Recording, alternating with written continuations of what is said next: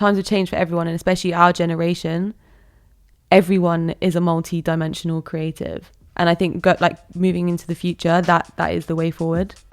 Welcome to Making Conversation with me, Grant Brydon, a podcast about music, creativity and careers. For this series, I've sat down with a range of artists and creative professionals in order to learn about how their unique experiences and perspectives can help us in our own creative and business practices. For this episode, I spoke to creative consultant and one half of Bossy LDN, Dhamirah Coombes. I'd recently bumped into Dhamirah while I was considering a crossroads in my own career, and she put me onto an article about the advantages of generalising and working across several interests over specialising and focusing on one thing as a creative professional. I think she's an amazing example of that, having juggled a number of her interests across her ever-evolving career, including but not limited to makeup, photography, DJing, events management and PR.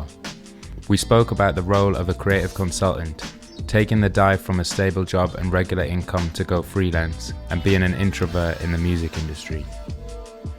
What was the first music that affected you, that you got into, ever?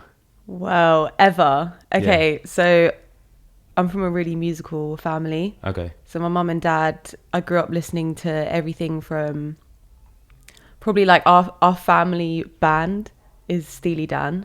Right. And I think Steely Dan already was so ahead of their time. Yeah. So growing up with music like that, from Steely Dan to jazz to my dad loves Mary J. Blige. Right.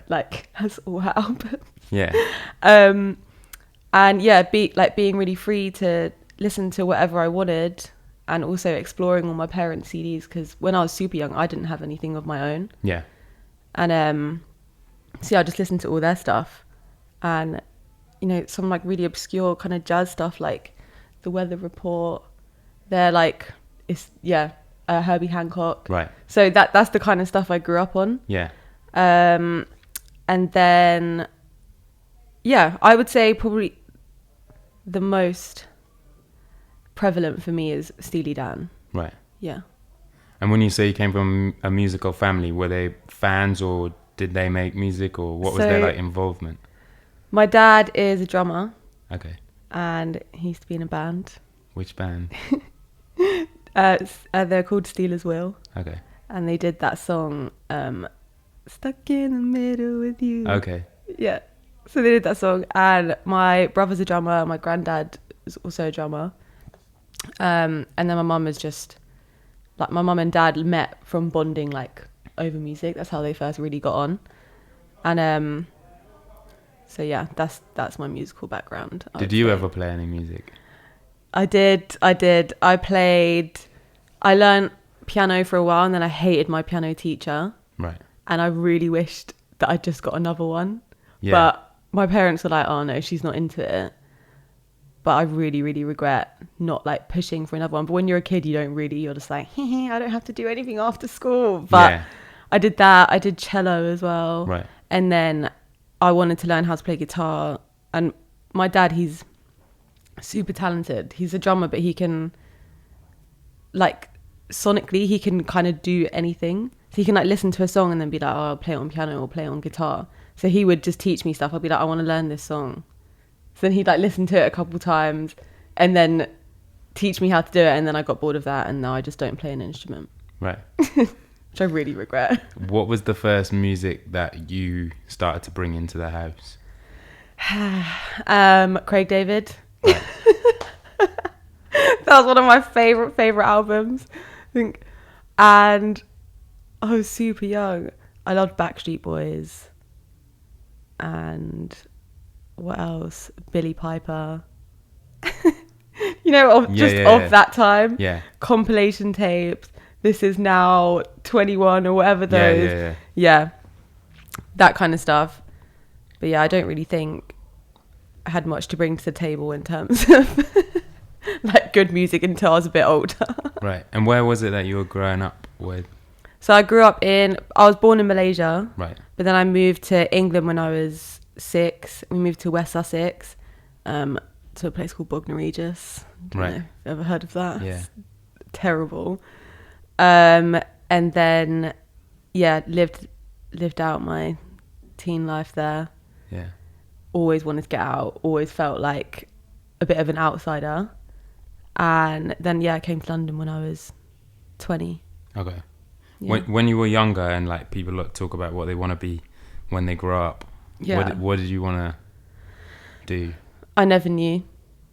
I honestly never knew, because I think still till this point, I have so many interests that it's hard for me to just pinpoint on one thing and be like, this is what I want to be. But obviously, like, when you're younger, I'm also not an academic person at all. Like, I pushed myself to study hard in school and pushed myself to get good grades, because I think that's like the Asian background in my family, like, get good grades. Right. But I think I probably went through all the stuff like, I want to be a vet, I want to do this, I want to do that. But really, I was just kind of saying what everyone else was saying. And when you're a kid, you also don't know all of the creative opportunities there are. Even through the whole of school, you don't know what creative opportunities there are, because no one tells you anything. Yeah. They're like, you can be a teacher or a scientist or a vet. I'm like, I can't do any of that stuff. So, Yeah, like curriculum does keep coming up in these conversations, because I think it's so limited. It's like, you know, I studied art because I was good at drawing, and art was pretty much just like, you redraw like Tupac in the style of like an artist or whatever, and it was just like that, which is not really, it doesn't really give you any sort of taste of what options are actually there. Well, it's insane. Even after school, still no one was like, oh, by the way, you can like go into advertising, or you can go into this and that. Like, it's all stuff that me and my friends had to like research amongst ourselves, and like we had different interests to, I guess, like other people we were hanging out with at school. And so we started, I don't know, like just reading up on different things. Obviously my dad's from a musical background, so I started asking him about like what kind of jobs there were. And when he started telling me, I was like, what? Yeah. There's like a million jobs in music and creative. I had no idea, but it's insane that they don't tell you at school. And quite clearly there's different kinds of people and different kinds of ways of learning. And for me, I really struggled in like maths, for instance. Me and numbers are like not friends at all, but I did love science. English was okay, but I also did art, because that was like, I knew I was good at one thing. So I was like, okay, I can go and do art, and then no one gives me any options after that. They're like, oh, you can go and do fine art, and I was like, but I don't want to be an artist. I don't want to like, I really enjoy it, but like, what can I do with my creativity? No one gave me any options. Not even my college teachers. They're just like, you can go and do a BA in fine art. That's how my teachers For me, it was always they try and push you to like graphic design, because graphic design's like the version of art that you can sell. I did illustration at uni. I literally, but then I dropped out. But I got pushed towards doing that. So when you were, so you said like you've always had a lot of different interests. What at that time, like before you went to uni and stuff, what other things were you interested in? I love film. I love music in films. I think like since I was young, advertising as well. Since I was young, it's always something I've done. It's like, if I listen to music or watch something, I visualize everything. So especially if I'm listening to music, I've always visualized some sort of imagery. And do you think, because you kind of touched on it before, do you think though that having a family that had creative backgrounds helped you to like open up to more things? Yeah, for sure. Because I think having someone like my dad, who literally has had so many different jobs, like watching, like growing up, obviously he's still a musician, but he wasn't doing that full time anymore. He was doing portraits of people at one point. I remember when we lived in Malaysia, he was being commissioned to do like fine art and things for people. Like someone was like the prince of somewhere. We like went to their house, and there was like huge like pillars, and he took this massive painting there, and I was like literally a child, but like, what is going on? And he taught fashion illustration. He did a degree in glass blowing. Like this guy is like, this is who I've watched creatively. He's like extremely creative. My mum's really creative too, but I think when she's from an Asian background, they don't encourage it. Okay. So yeah, watching him do like a million different things was just, I think that just had an influence on me. And like, it also made me realize you don't have to do one thing. You don't have to just go and study to do one job. Yeah. Which is great. So you remember being in Malaysia? Yeah, fully. How was it then to go from there to Bognor Regis? What was the like culture shock like? Well, I remember probably like a few weeks before we left, me and my brother were playing outside in Malaysia, and he was like, do you know that in England you can lie on the grass? And I was like, what? Because you couldn't do that in Malaysia because you get bitten to shit by like, I don't know, a snake or something. I don't know, but you just can't do that. And I was like, oh my God. But I didn't know. And he was like, yeah, you're going to be cold. And I was like, what's cold? Like, I don't know. It's super, super hot in Malaysia, really humid. And I remember getting there and walking off the plane. It was like mid-September and it was just grey. That's all I remember getting off the plane, just grey and cold. And I had a coat on. I'd never worn a coat before. I was just like, what is this? But yeah, to be honest, most of the culture shock stuff for me was like food. Okay. Like squash. I was like, what the hell is squash? And someone gave it to me and I just drank it straight. I like, yeah. Yeah, I didn't know you had to add water. And I was like, it's disgusting. Who would drink that? So yeah, that was more of the culture shock stuff for me. But I was super young. Yeah. So I don't remember like loads, but I do have quite vivid memories. Yeah. So where was it that you were studying illustration? After school, I did 2 years of art and design, which is total bullshit.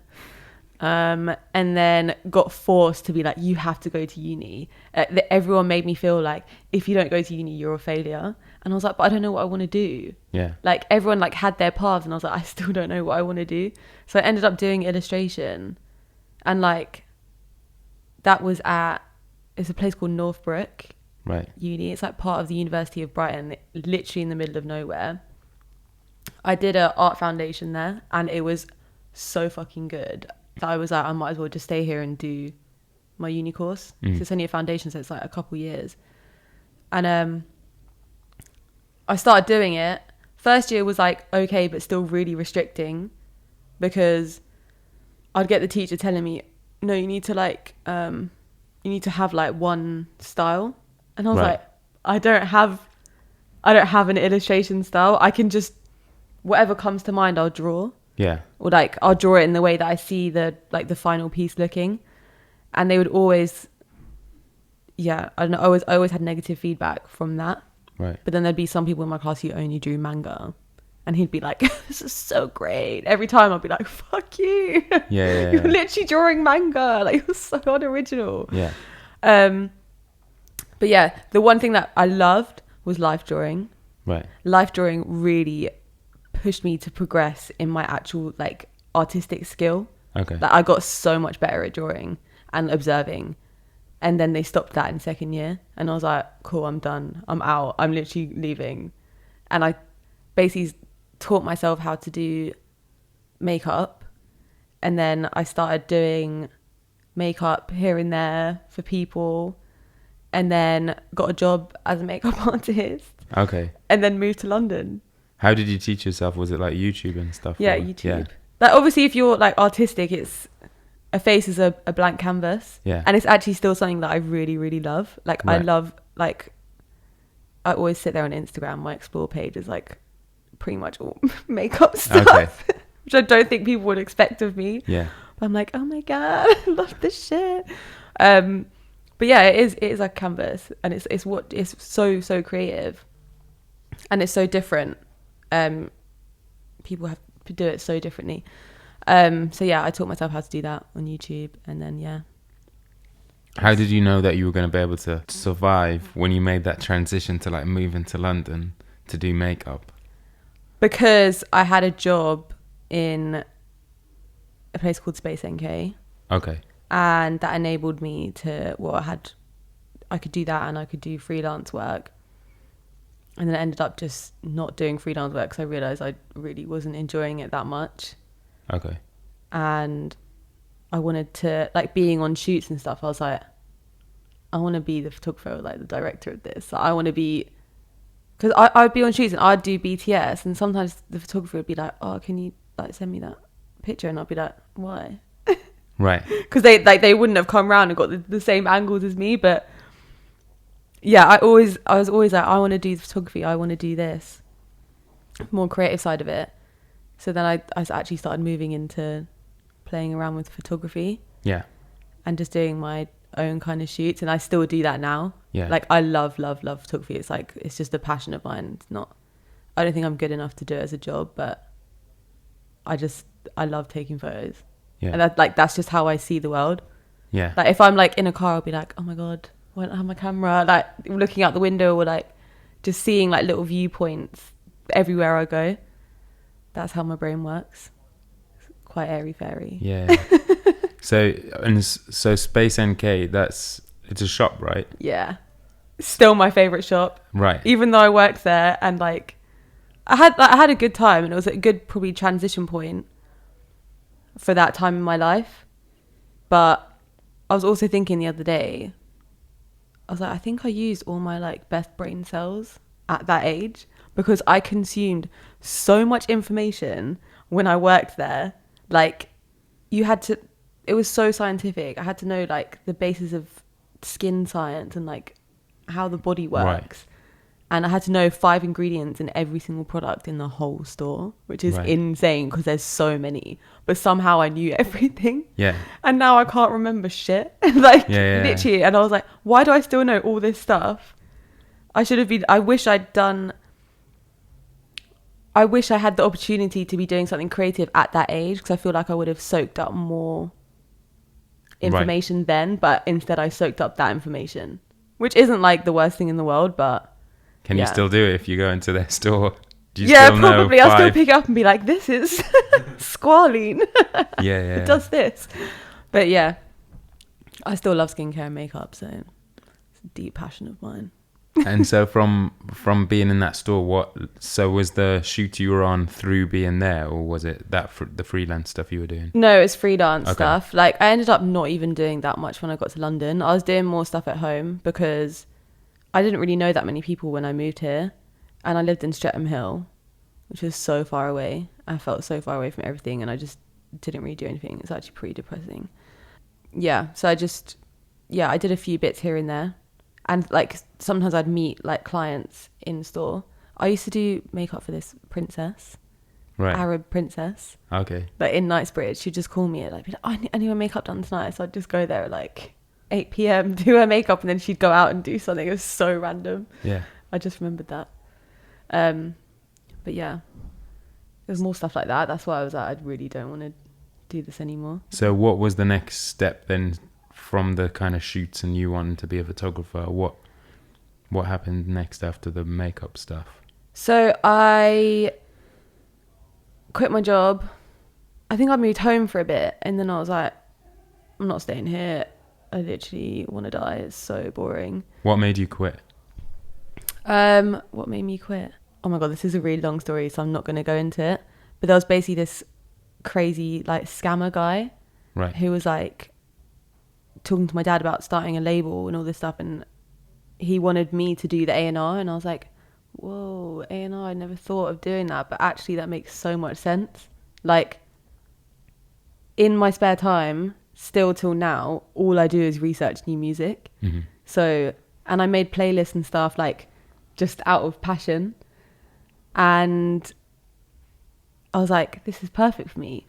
I know all the new artists. Like, I've been doing so much research. I constantly research. So I was like, yes, I'm going to do this. And then it all fell through because he was a psycho. Right. And if I ever see you, I'm going to kill you. But but in a way, he led you onto a path. It did lead me on the path. And I was like, actually, it makes so much sense for me to work in music. And so I was doing more creative stuff. I was working at Goodhood.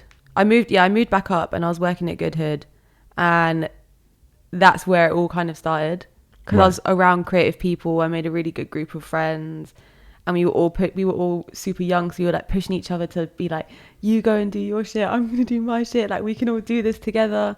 But still then I was like in a like creative design frame of mind, and I was like, maybe I want to do like printing or this stuff, and then still had no idea what I wanted to do. Yeah. So I was like doing photography bits on the side, like started my own Instagram, was just like posting stuff on there, and then got asked to do some like BTS stuff, so I was doing that, and that's actually how I met Izzy, Right. my business partner, on a shoot.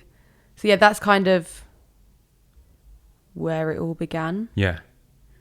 Photography wise and creative wise, not even music wise still. Yeah. At that point. But do you think, because you hear about a lot of like creatives and artists and stuff that are coming out of like streetwear stores, what is like, is everyone in there kind of like-minded and stuff, do you think? I would say so, yeah. I think a lot of the people in there are creative, and whether they don't have a actual creative outlet, they're creative in the way they dress, or like, you know, they were just interesting people. Yeah. Like I met great people there, and everyone had aspirations, and it was really inspiring to be around, because I was like, I can go and do my own shit too. Like I didn't realize I haven't been around these kind of creative people before, so it was really, really helpful actually, like meeting all those friends. Yeah. And that's kind of like pushing each other, and like, you know, sometimes when the store's quiet, you just stand around and chat. Yeah. And you're like, oh, I want to be doing this one day or that, and everyone's just like, yeah, you can do it, like you should do this, or like, actually I've got this friend, like you should talk to them, or I've got a contact here. So yeah, we were all helping each other. It was really nice. Yeah. And what kind of behind the scenes stuff were you shooting? Trying to think. Like, was it music or was it fashion? It was more like when I was going out, I would like capture portraits of people. Okay. And then I was like meeting a lot of people through doing that. And then I think the BTS stuff I was doing when I met Izzy, I was doing BTS for like a video. Right. Like a promo video, I think, for an app. Okay. Which was so random. But it had like loads of other creators. I met loads of people that day as well, which was great. Yeah. So yeah, it wasn't like loads. It was more like doing stuff in my own time. I was also doing like collage shit and like illustrations. I was like painting over photos and like stuff like that, and then just like putting it all up on my Instagram. Yeah. Basically. Was this because I know now you've you've kind of separated it out, so you've got a photography Instagram, yeah, and you've got like your personal, yeah, well, Instagram. Yeah. At this point, was it all just like one feed? No, that was my separate one. Okay. It was my separate one. So if you scroll right to the bottom, there's all my first photos from when I was like 23. Okay. Like doing like 22, 23. Just got my dad gave me a film camera, like a film SLR, when I was like 15. So I was using it since then. So like I've always loved film. And so yeah, just grabbed another little point and shoot, and would just take it everywhere with me and just took portraits of people. Yeah, that was it really. Yeah. So then obviously you eventually leave Goodhood. I'm imagining you're not, unless you're secretly still working there. How did you transition out of that job? So what did I do? It feels like so long ago. Oh, I started working in a restaurant. Right. Part-time. Okay. Because it actually gave me way more money and way more opportunity to like do stuff in my spare time. Right. When I worked at Goodhood, I had the same 2 days off every single week. Okay. You could never get cover. It was wild. And yeah, I started working in a restaurant. It's super flexible. I could do like all this creative stuff in my own time. And it all basically started when me and Izzy met, because we had all these same like shoot ideas and all this stuff, and we were like, let's just do it. Yeah. So then we just started doing it. Right. And then that's kind of where the creative journey began. Musically, in between, when was this? Yeah, I think I must have been working at the restaurant still, at Burger and Lobster. Right. I was a host though, so I just stood at the front like, hey.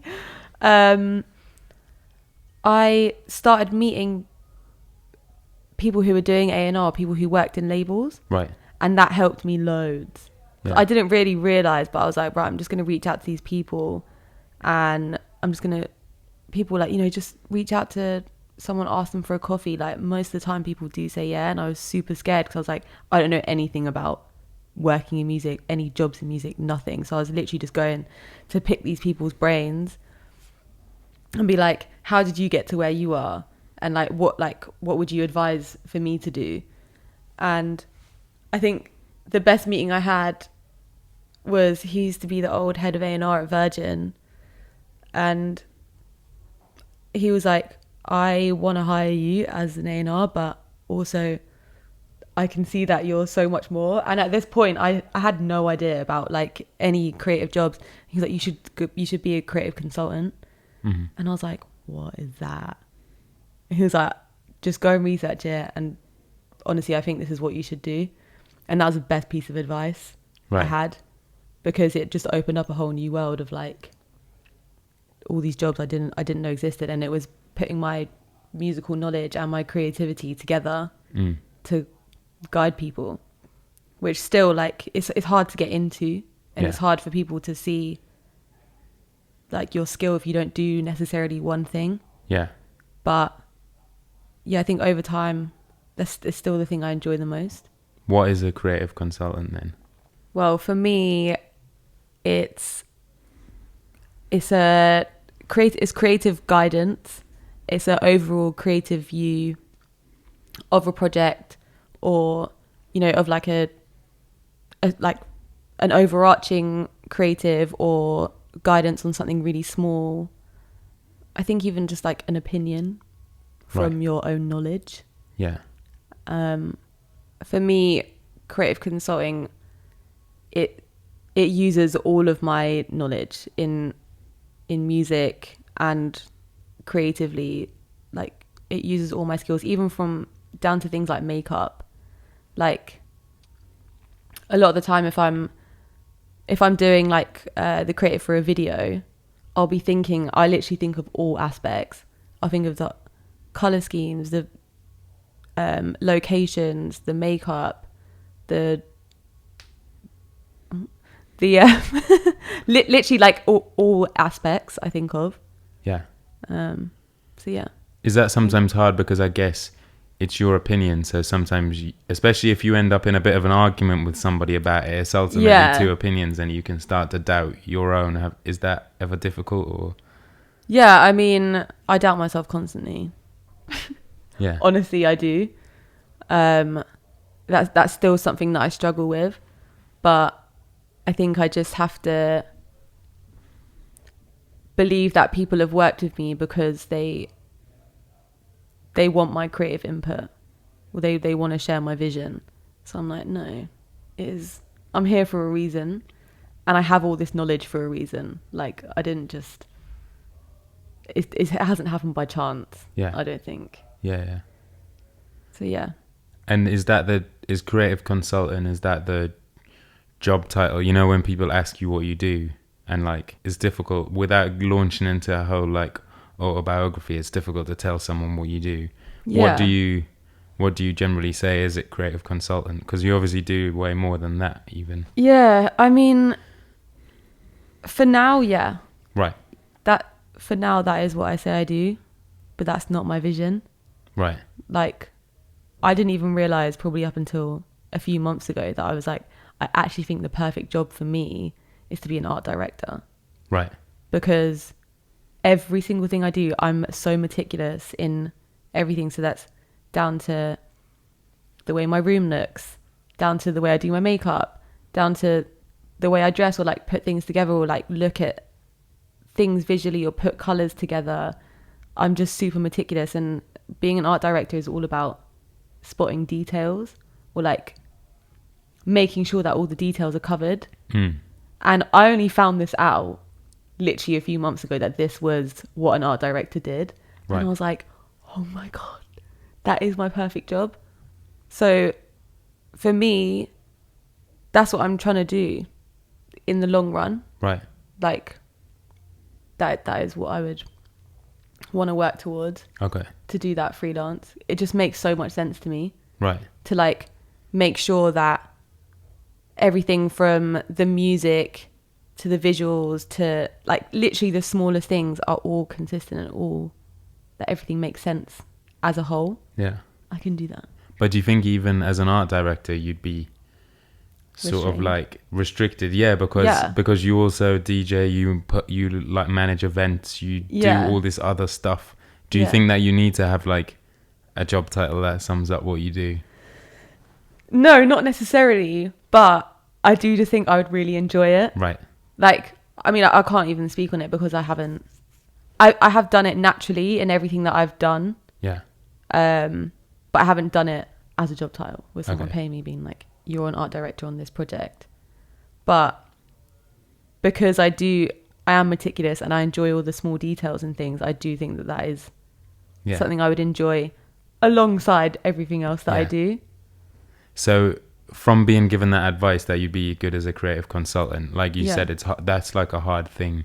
It's kind of like almost quite an abstract job, isn't it? Yeah. How do you then manifest that and make it happen?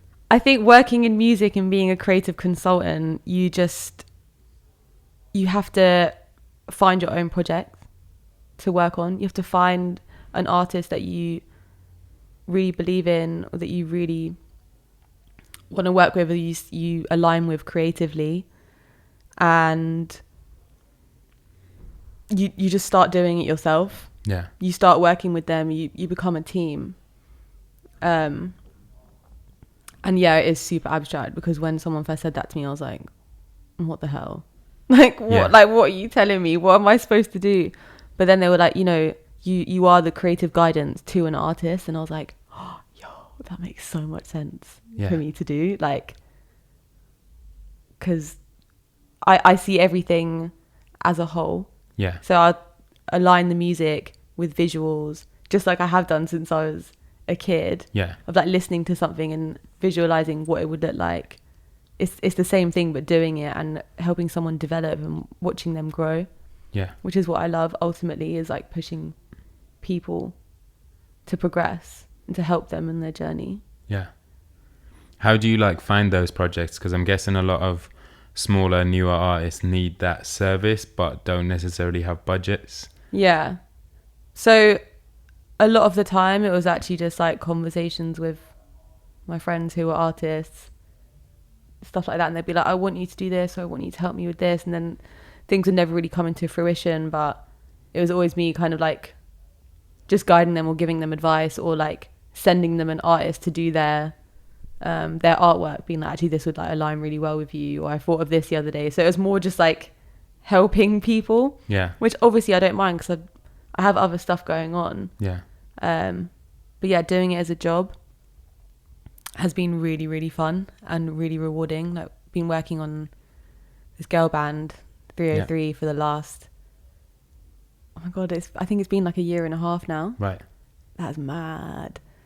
And just developing their whole creative, their visuals, so like videos, photos, down to their styling, down to their makeup, down to like who they work with.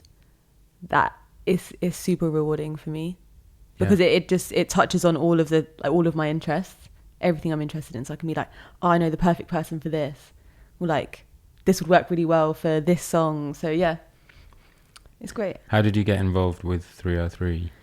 We got asked by the project manager and manager, like, these guys are from like quite old school pop music background and they're so knowledgeable. They've done some amazing stuff. They worked with like Take That, Blue, Atomic Kitten, like that, like amazing, like, they were huge acts. But then coming into this landscape now and like kind of filling that gap of an R&B girl band, which doesn't exist right now. Yeah. They wanted our guidance. The core team was 4 people. It was me, Izzy, and then Hugh and Sarah, project manager and general manager. Yeah. And yeah, we just worked with them really, really closely, and the girls, obviously, to make their vision come to life. It's been really, really fun. Yeah. Still really fun.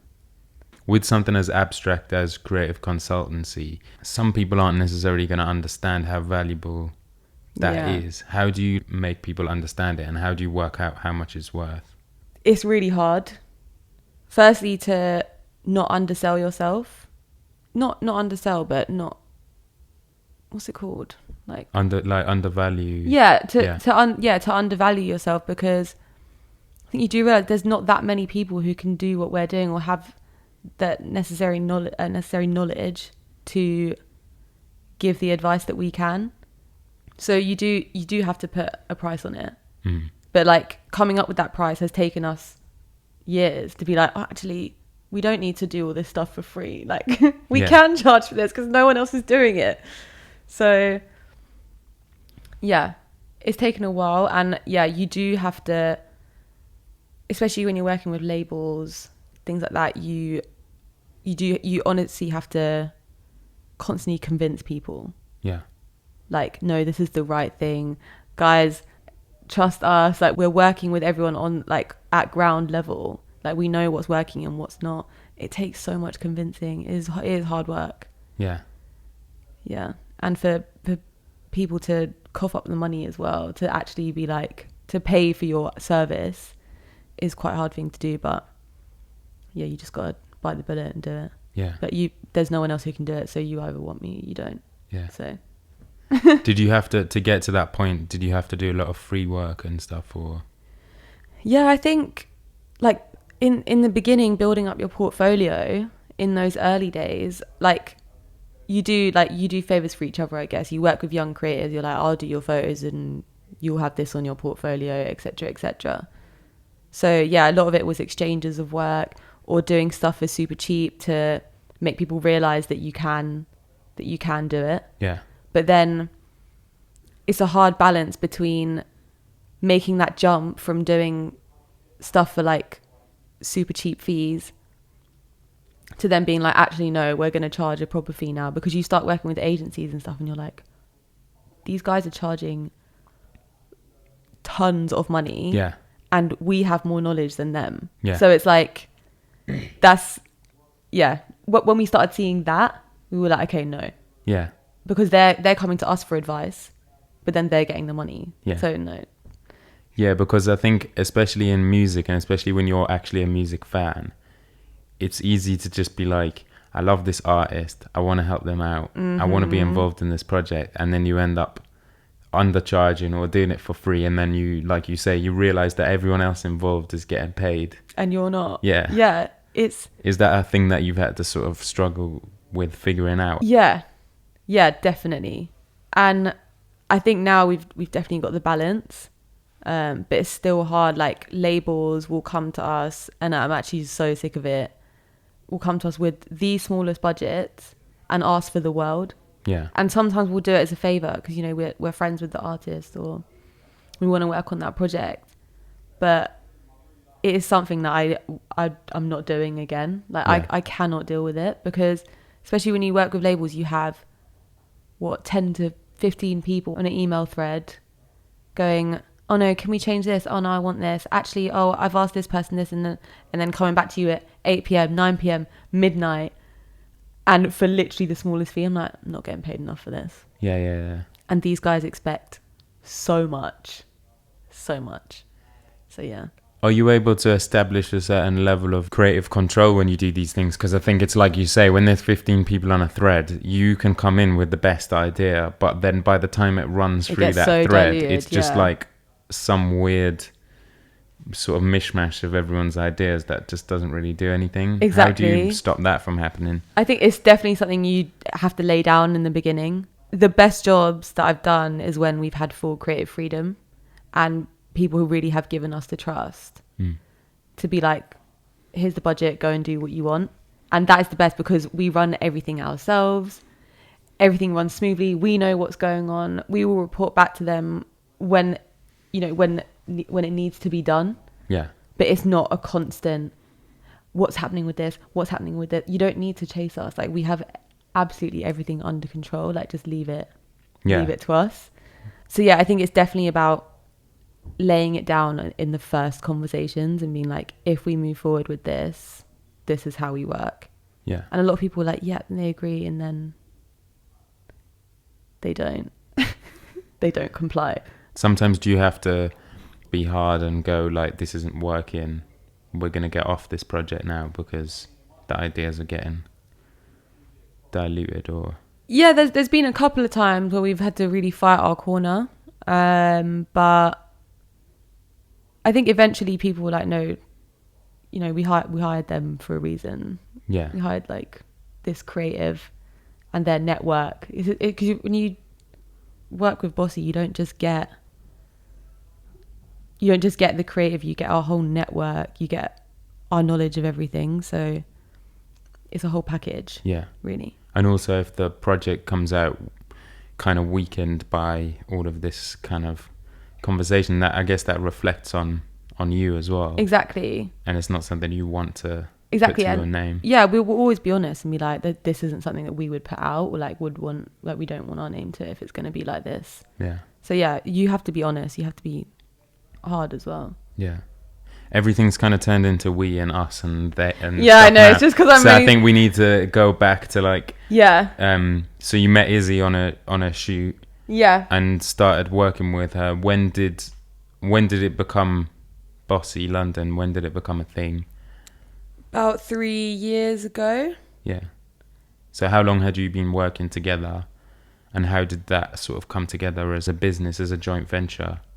Literally since the day we met. We had all the same creative ideas and we were like, let's just do it. And Bossy was just a platform that enabled us to do the things that we wanted to do. It just gave us that platform to be like, yeah, we do this, this and this. And that's why we started it. I didn't want to work in a label or just be like, to be honest, I still didn't really know. So it gave me that freedom to explore all these different opportunities and do all these different jobs, which has been great. Yeah. How early did you come up with the name? We actually started it as a networking event, for women, called Bossy, because we just wanted to flip the stigma attached to that word. And we're like, it's not bad. It's actually a great thing. Yeah. And it just stuck. We were like, actually, this is pretty good. Yeah. So let's do it. Let's move forward. The company name. Yeah. So from a networking event, what was, because obviously it's a radio show, you DJ, you do all these things. What was kind of next after the networking event? Because you still do networking stuff now, right, as well? Yeah, not as often as we'd like to. We've started doing these DJ workshops. Yeah. Which is super rewarding, and it is networking for those young women who want to get into the industry.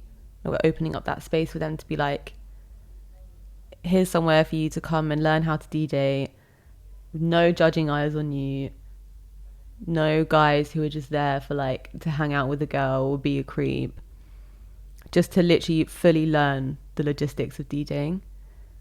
And so yeah, that, and to meet us, and like we help them as well. Like if someone was to approach me and be like, oh, could you give me advice on this, or like I'm looking to meet someone in this kind of area, can you help? I always give them contacts and stuff like that. So yeah, it is networking in that industry for us. Yeah. So what was after the first networking stuff? Yeah. Was the radio show next, or like what came next? Oh my God, what? Or did just things happen at the same time? We started doing events. Right. People saw how we curated our events and how much attention to detail we paid, down to set design, things like that. So we started working with labels. I think the first thing we did was the internet meet and greet. Right. It was like their first UK meet and greet. And yeah, that was super fun. Like the first like kind of big job we did with the label. And then moved into events kind of stuff, and that's how we had a club night. Right. We had a club night every month, and we would book all the female DJs, and people would be like, oh my God, is it going to be like Spice Girls all night? We'd be like, no.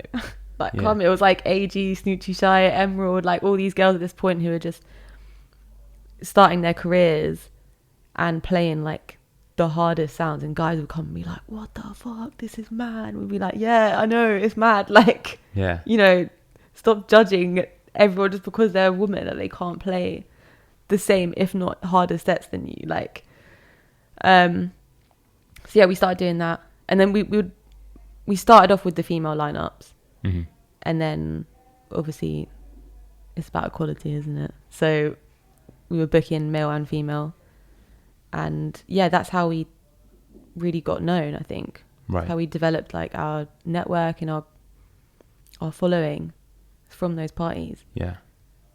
For the like networking events and parties and stuff, how did you get the funding to be able to do them and put such attention to detail into everything? Because obviously everything comes with a cost. So. Yeah. Actually, the first networking events we did were with Converse. Right. And I love Converse because they've always helped us. They've always supported us and really not asked for anything in return. Like, they've just been there for the cause. Yeah. That's why I really rate them. And yeah, they gave us budgets to be able to do the set design and to have places to do it. It was them basically who helped us. And then the parties, you just charge on the door. Yeah. That was literally it. Yeah. From the club night, when did you start to transition onto radio? I used to listen to NTS relentlessly, and even when I lived at home before I lived in London, it's still something that I listened to. It's something that I loved, and I just thought I love NTS because you can literally play whatever you want. And for me, like researching all my music, making all my playlists just in my spare time, I was like, this would be a dream to just have an NTS show because you're free to do whatever you want. And so I approached them and I sent a few of my playlists over, and they were like, yeah. And I was like, oh my God, this is a dream come true. And yeah, it's been an amazing relationship ever since. Like, still do our show once a month, play the most, like, basically just like new stuff that I've been listening to, that Izzy's been listening to, and then kind of trap stuff. Sometimes we do mixes, sometimes it's super eclectic. So yeah. Yeah. What about, when did you actually start DJing? Because I guess, were you DJing at the parties, or initially was it lineups? Okay, so you were just booking people. Yeah, and we always wanted to be like, we should be doing this, like we should be DJing at our own events, and we should be learning how to DJ. Like, we've got an NTS show, and people from the NTS show, people started asking us to play sets. Right. And we were like, okay, no, we need to learn. We always wanted to learn, but we just never really like took it that seriously. And then we asked some of our friends to teach us, did a few sessions. This was about a year and a bit ago. And then it's just, ever since then, it just took off. It's still practice, still every single time we play I learn more and more, and it's really, really fun. Yeah. Like, I never imagined that I'd be a DJ, but I love it because I get to finally play my own music out at a night, or like hear the music I want to hear out, that no one ever plays. Or I don't know, and sometimes people can't read a crowd, and they just keep hammering that music and no one doing anything. Like, I'm quite receptive. Right. Like, I always look at like what people are doing, be like, oh no, they vibe to this more, so I'll play more of this stuff, as well as like showcasing new music. So yeah, it's really fun. It's a way to play out my discoveries and like what I really enjoy. Yeah. How was it from, because I guess everything you've done before that is like very behind the scenes and you're not like in front of people. How is it to then be like honest, like, because I've seen you on pretty big stages, like how is that? To be honest, nerve-wracking. And I'm not, like, I still am a very behind the scenes person.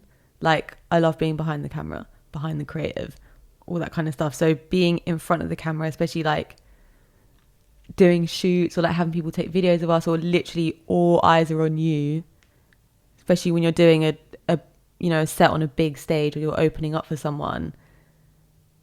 It's so scary. But as soon as you start playing and then I'm like enjoying the music, I just forget. Yeah. So, and then I'm just into the set, so I don't think about it anymore. Yeah. And then I guess at one point, I think when we met, you were also doing PR. Yeah. It was actually, Izzy said to me, because we both come from PR backgrounds, but she was doing fashion at the time, and she was like, it's a really, really good thing to just get in and meet people and to get into the industry and to understand how everything works. And I was like, cool, I'm going to try it. And yeah, that's how I got into it. Literally the first person I met was Imran, and I got a job with him, and then I just learnt everything. Like I had never done PR before, so I literally came from zero knowledge of that background and just learned everything as I was going.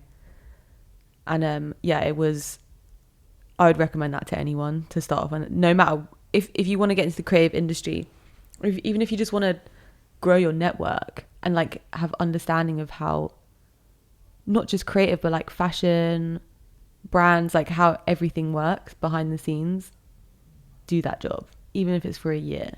Like I learned so much and I met so many people, and it's invaluable to me that time. How long were you with Imran?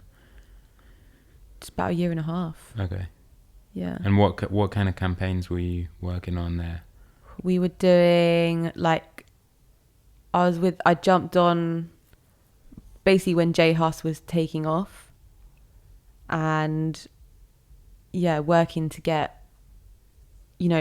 to make people see he's the next big thing, and like seeing Imran like pull through like massive covers for him, like was crazy. What other campaigns were we doing? Scissor. Yeah. Like Scissor was amazing. I ended up working with her doing her meet and greet, an event. So yeah, there was it all tied in together. When you were with Imran, doing PR, that's a more traditional like job. Yeah. I'm guessing you're getting like paid for monthly and stuff like that. And then it came this point where you were like, I'm gonna jump off now and we're just gonna do Bossy, and that's gonna be our main thing. What's your like kind of advice for people who are trying to find that right time to sort of like quit their day job and dive into their thing? First things first, it's never going to be easy. Like it's never plain sailing going from a full-time job into fending for yourself out there in the real world with no like sustainable monthly income. Like you're in control of your income. Like you're choosing whether you're going to be able to pay your rent every month by the amount of work that you do. And that's something I was really scared about, was not having like a stable income. And I spoke to loads of people and they were like, look, it doesn't matter. You're never going to get to a point, like especially where I was at that time, where I'm going to be earning so much that I would have been able to save and be like really comfortable in my first like freelance months. And I was like, do you know what? Yeah, I'm just going to do it. So I think just dive in, as long as you have like some sort of work lined up, or you have like a direction you want to go. And it's not the worst thing in the world. If you can't do it, just get a part-time job. Yeah. Like you're not in that forever. Yeah. You don't have to be freelance forever. You can go and do other bits. You can get a part-time job to sustain you. It's not the end of the world. Why do you think it was necessary to do that and to put everything into Bossy? Because I couldn't do both.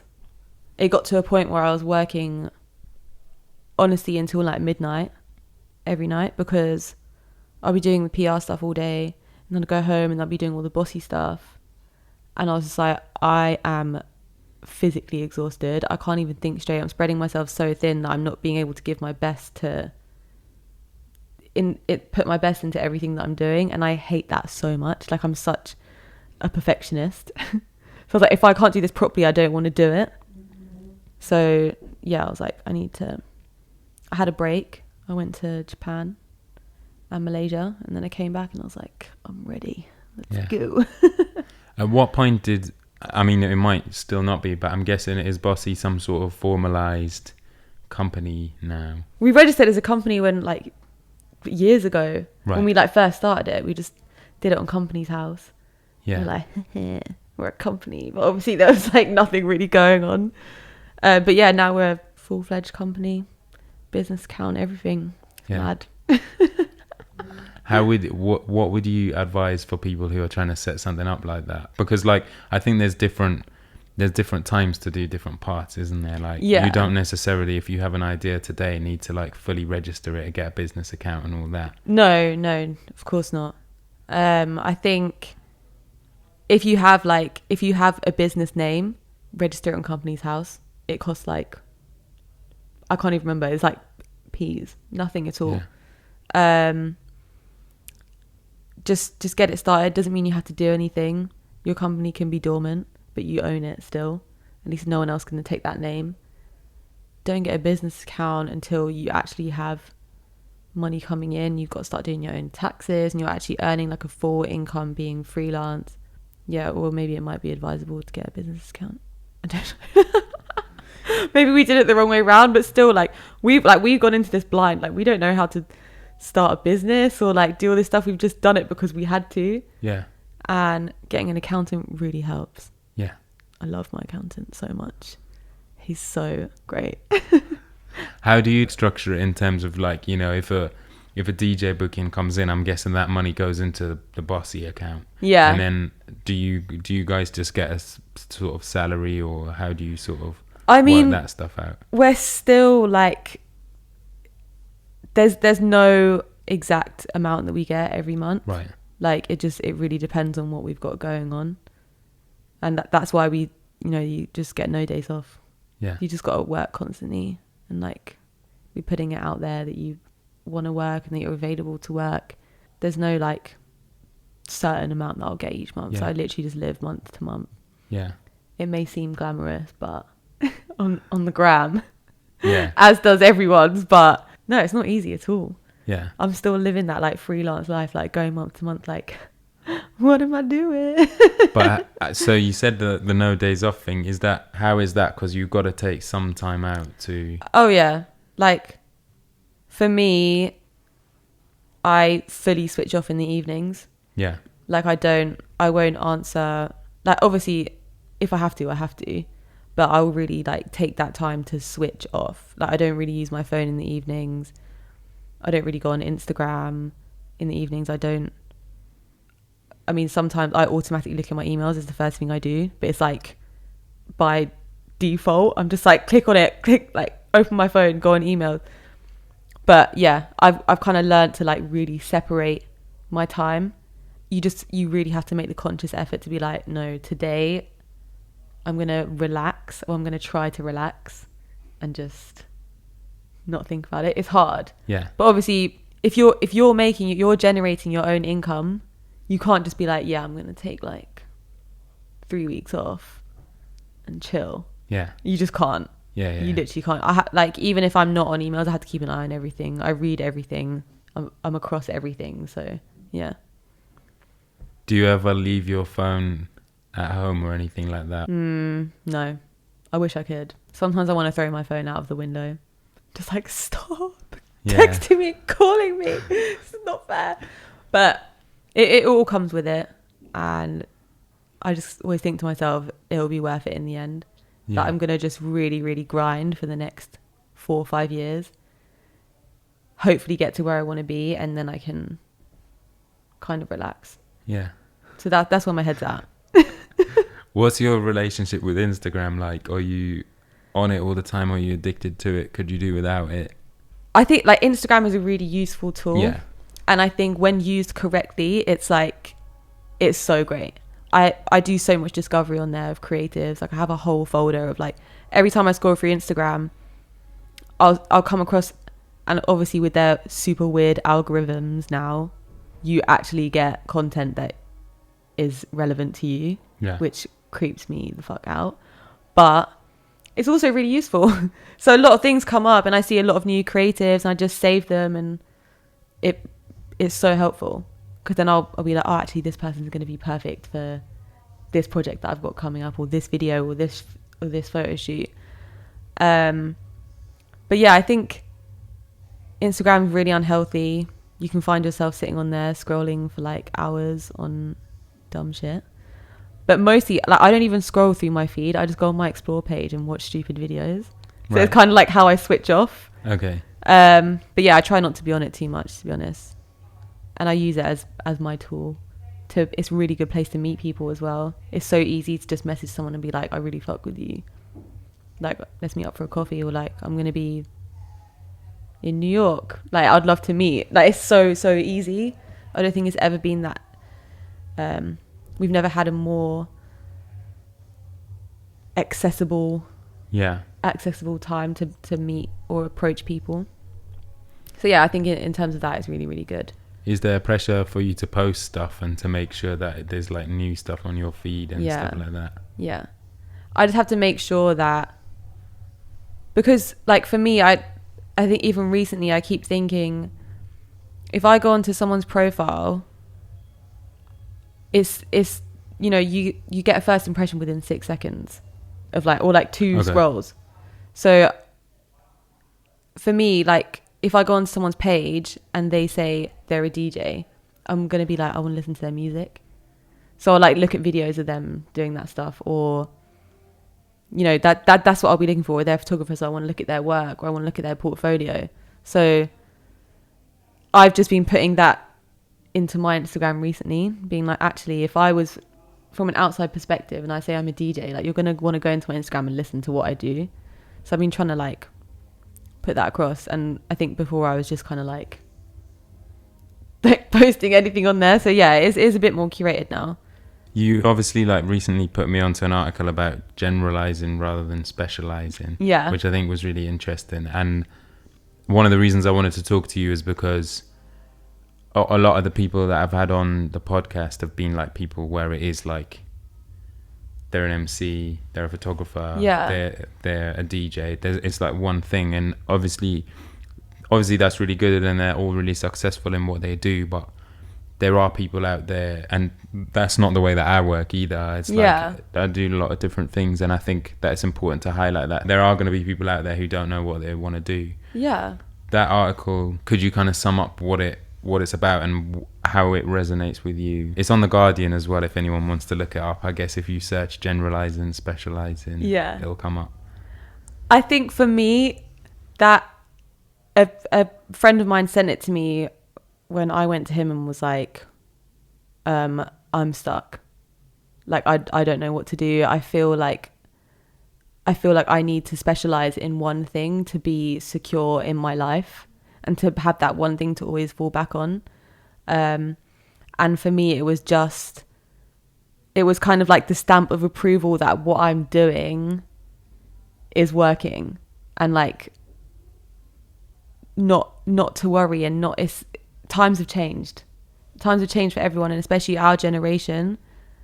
Everyone is a multi-dimensional creative, and I think like moving into the future, that is the way forward.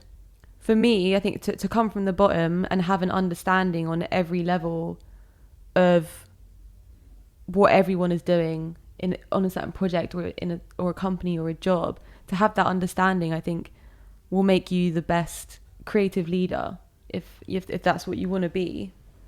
And it made me stop worrying, basically, and to be like, no, my knowledge of all these different things is super useful, and it doesn't matter that I'm not really, really well versed in one thing, because it's actually more valuable to have knowledge of all the other components of being a creative. Not necessarily just a creative. I think it's in most jobs now. And I guess, to be fair, even with the other people that I mentioned where they can sort of say I'm this, there's still elements of like they need to put photos up on Insta to show what they're doing. They need to make merch, or they need to there's still, I guess, other creative things that have to support whatever it is they're doing. So to a degree they're what they say they are, but then also I guess they are having to generalize and learn other skills. Exactly. Especially if you don't have a team, or you're like developing yourself, like you're art directing yourself, like you do end up just being a multifaceted creative, because you're like, I want my videos to look like this, I want my visuals to look like this, I want my sound to be like this. So you are having that input on all levels anyway. I think having like just one label is maybe it's quite an old school way of thinking now. when creativity is like kind of your bread and butter, obviously we aren't always inspired and we aren't always, or you might be, but I guess I'm not. Do you have days when you don't feel inspired, and how do you kind of like work through those? Yeah, I mean, I have days where, you know, they don't come that often, but sometimes I'm like, I just want to throw everything away and go and like live on a farm. Yeah. I'm sure other people have had this too. Yeah. Like, I've had this conversation so many times with people. Being like, I just want to separate from everything. I don't want technology. I don't want anything. But I think in any industry, you get a block. Sometimes you become uninspired because you get so restricted by, you know, not being able to do what you want to do, especially when you're a creative. Like, creative minds work differently. And when you become restricted within a project or within a label or a brand, when you have to meet their requirements, it can be hard. But I think if you're creative, the inspiration will come back. Because for me, I get inspiration from like reading or watching a film. Like, sometimes a film will have such a profound effect on me that it literally stays with me for like a week, and then I have a new energy for something. Or like, I'll listen to an album and I'll be like, this has changed my whole, like, the way I've been thinking. Or even go to a gallery, or even meet someone. Like, I think there's so many factors that can change your inspiration daily, that you can overcome it, even though it's shit. Yeah.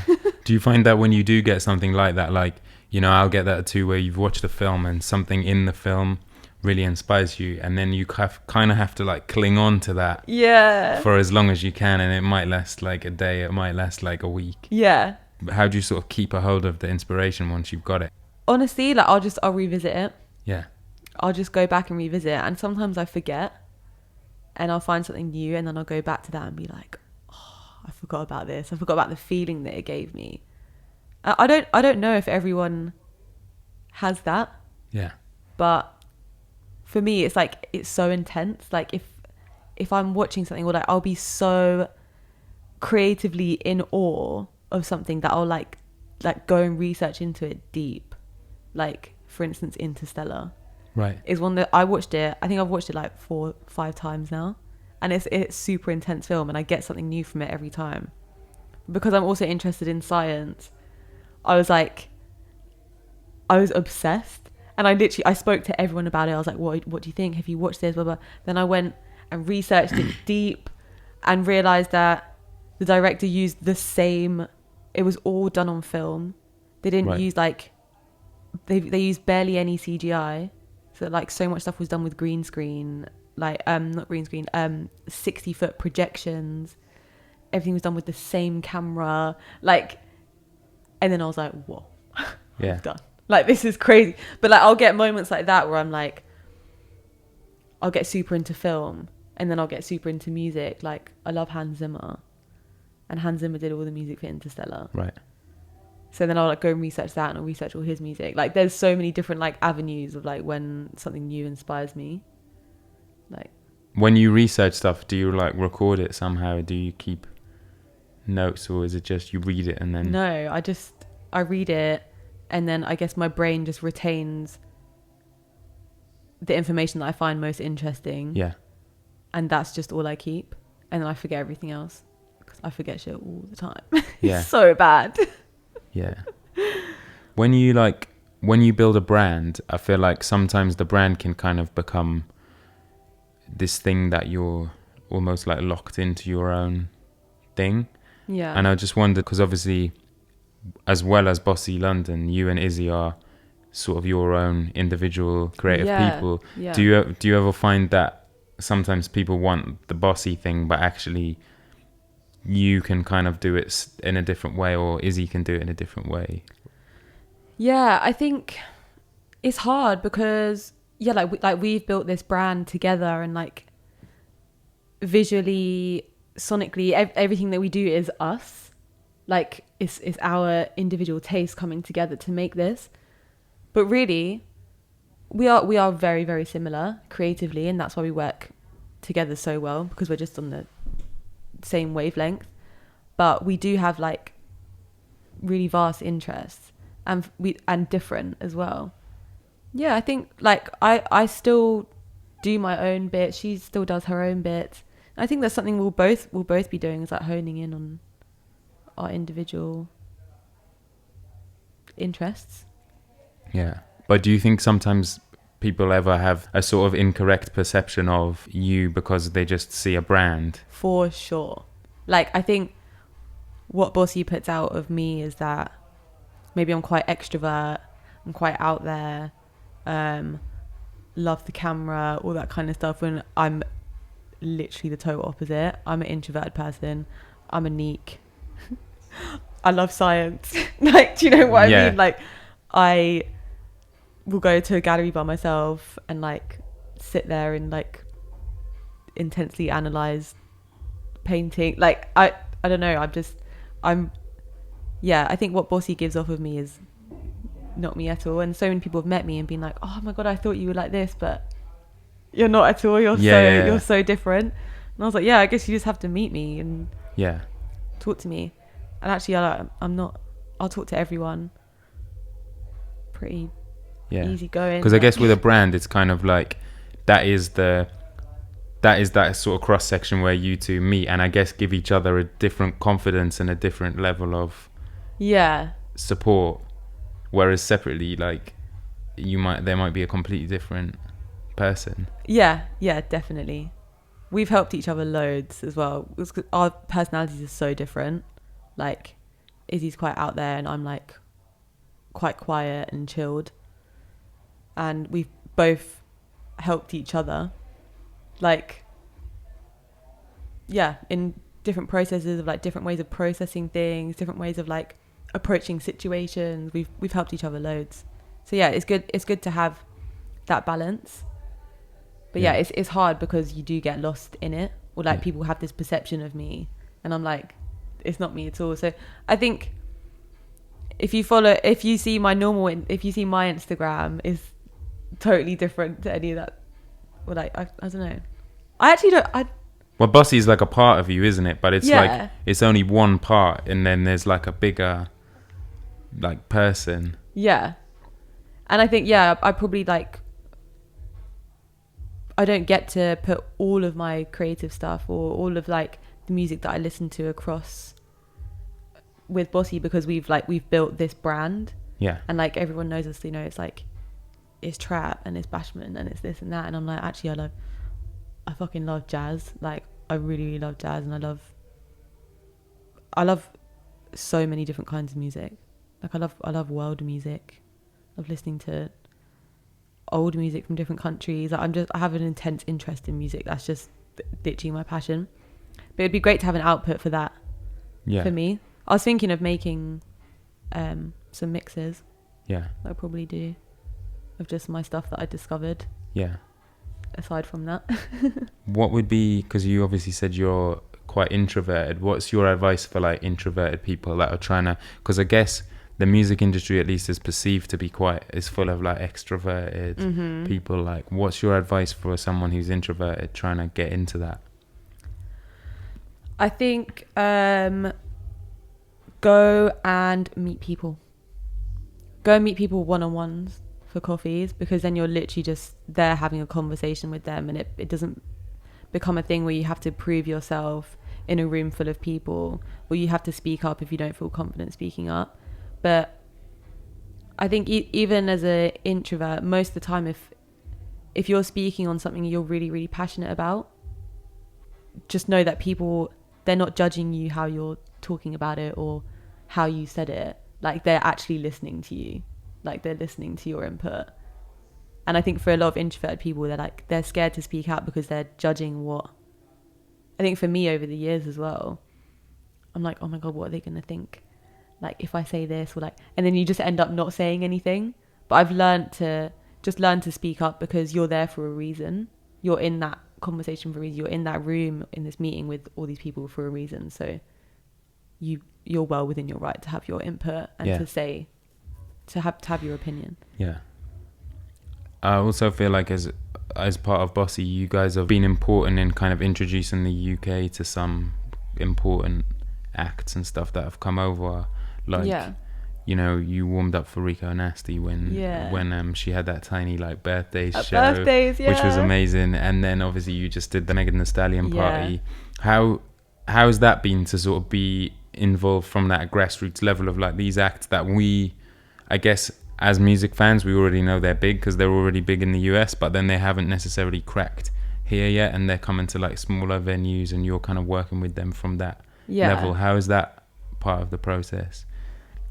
It's something that I love, because firstly, I think researching all these new artists and discovering them, and then actually getting to work with them, and like when you're like, this person's going to blow, they're going to be huge, and then getting to work with them at that development level when they're first coming over to the UK.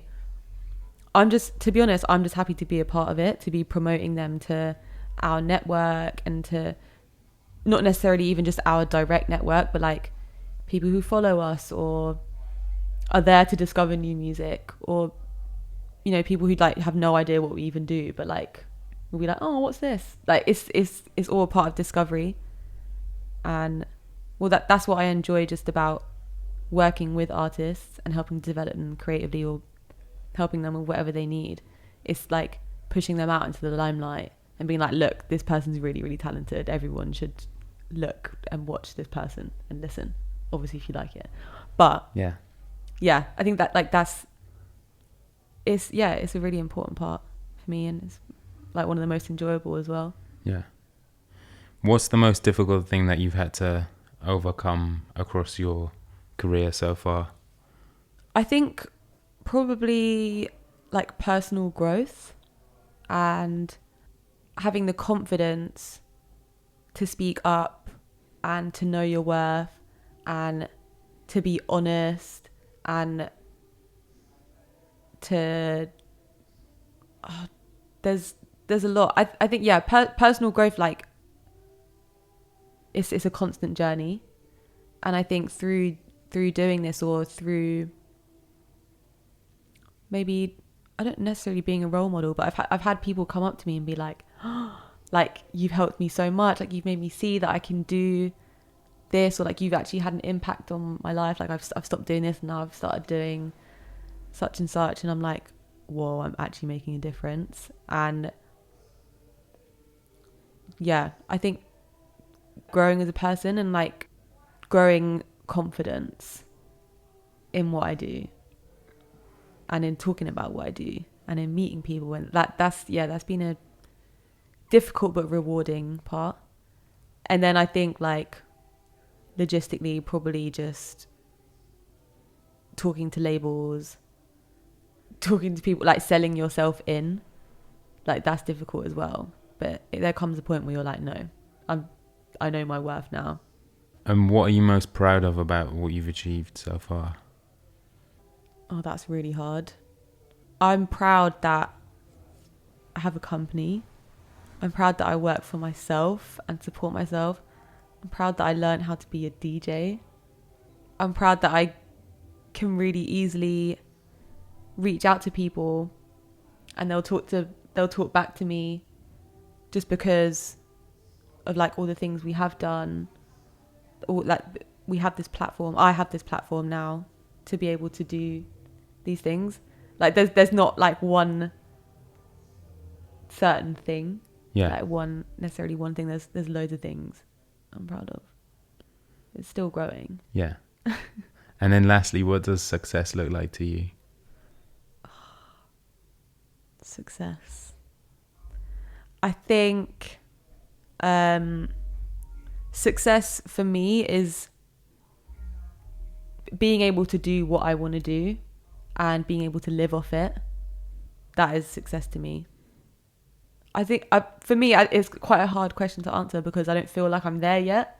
Yeah. But then sometimes I have to stop and look back and be like, no, like I've actually done loads of stuff. I need to give myself credit for all of these things. It's actually mad. And I have been successful so far because I'm still doing what I want to do. Like I have the powers in my hands. Thank you for listening. to Making Conversation with Grant Brydon featuring Dhamirah Coombes.